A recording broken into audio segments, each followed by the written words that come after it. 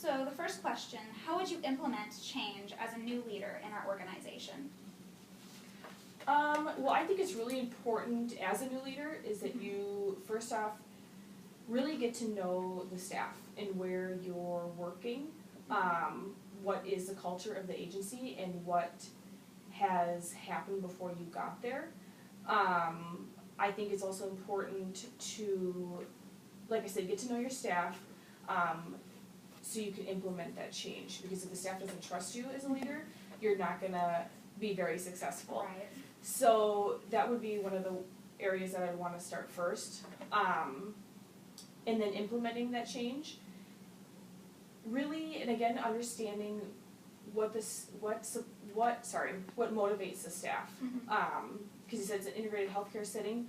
Hopefully that this is something that all of the staff view as very important and see the benefits of working together as a team. I'm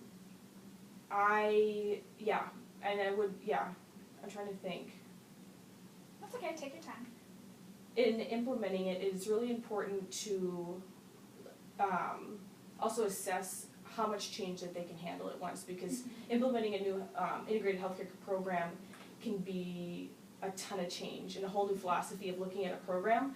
So it's important to see how much change that they can handle at once and help them be a part of the process. Okay. Yeah. Thank you. And how do you manage conflict?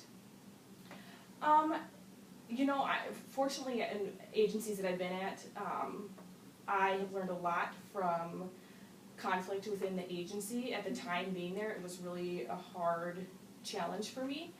Personally, I've always looked at conflict as a negative thing, but I think over the years, through my experience, that I've come to really appreciate conflict. It's a great avenue to hear other people's point of view and also to implement that change, that first question that you had asked. Obviously there's ways that you can do it completely wrong and it can make the situation worse, but to manage it, I think the first thing you have to do is, there's a quote that's seek to understand before you seek to be understood. And so that's what I would do. To managing change, I would really try to understand where other people are coming from first, understand where their conflict arises, and then move from there. Okay. Obviously, if it's a severe situation, you got to, as a leader, you need to take action. But also, and then promoting the individual's ability to manage their own conflict also. I think it's really important. Right, definitely. And so feedback is a critical part of implementing change. How will you create a culture for this feedback for our organization? Well, that also can lead to conflict, so they very much go together.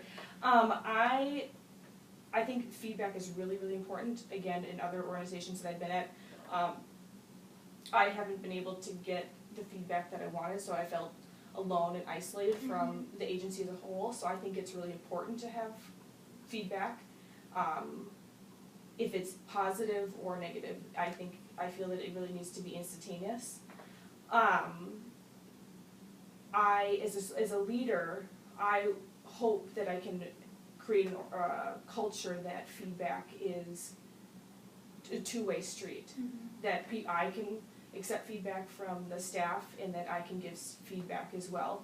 I know that in past agencies, and unfortunately I don't know the culture of your agency yet, but there can be that feeling of a power differential between staff, line staff, and management staff. And as a leader, I want to bring is to try to break down those walls, be very transparent about what it means for me to have a perceived, well, it's not just perceived, but a position of power, and how to build that trust with staff. And I think I can do that by having an open door communication about feedback. So I have the opportunity to grow, and they do as well. Okay. And what is the strategy you would use to give the feedback? There's a lot of different tools. Kind of like I said before, is instantaneous. Like, you see a staff doing something really well, you point it out. You see something that maybe they need help on growing, or there's something else could be done better or efficiently, you say that instantly. Like I said, very transparent. Again, is understanding what your policies and procedures are with monthly reviews, yearly reviews, of that kind of feedback. I also believe that any negative feedback shouldn't be a surprise. Everything should be very straightforward in what that looks like.